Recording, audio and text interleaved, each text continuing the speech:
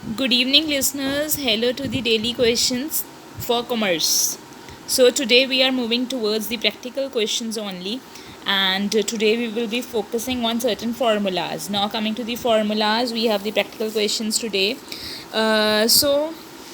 Due to lack of time, I would be doing the basic formulas. One is for EBIT, earning before interest and tax. So simply what we have to do, EBIT में से minus interest minus करेंगे तो EBT आ जाएगा, tax minus करेंगे approximately 30% की percentage लगती है तो EAT आ जाएगा.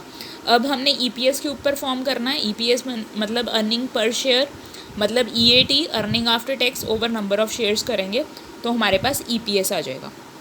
This is the one way out. ये शेयर्स के रिलेटेड अकाउंट्स में पूछे जाते हैं क्वेश्चंस में. This could be asked.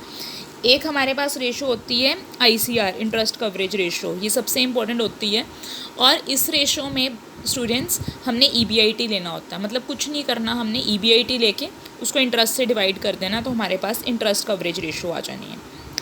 Then हमारे पास एक स्टूडेंट्स रेशो होती है ROI, that is return on investment. जब हम रिटर्न ऑन इन्वेस्टमेंट की बात कर रहे हैं, फिर से वही काम आ गया हमारा. EBIT लिया हमने, earning before interest and tax, उसको किसके साथ डिवाइड किया, टोटल इन्वेस्टमेंट के साथ, तो रिटर्न ऑन इन्वेस्टमेंट आ गई. मतलब एक इन्वेस्टमेंट के पीछे हमें कितनी रिटर्न आ रही है, कितना पैसा मिल रहा है, ये वो रेशो है रिटर्न ऑन इन्वेस्टमेंट की. ठीक है. फिर एक हमारे पास रेशो होती है डेट सर्विस कवरेज रेशो.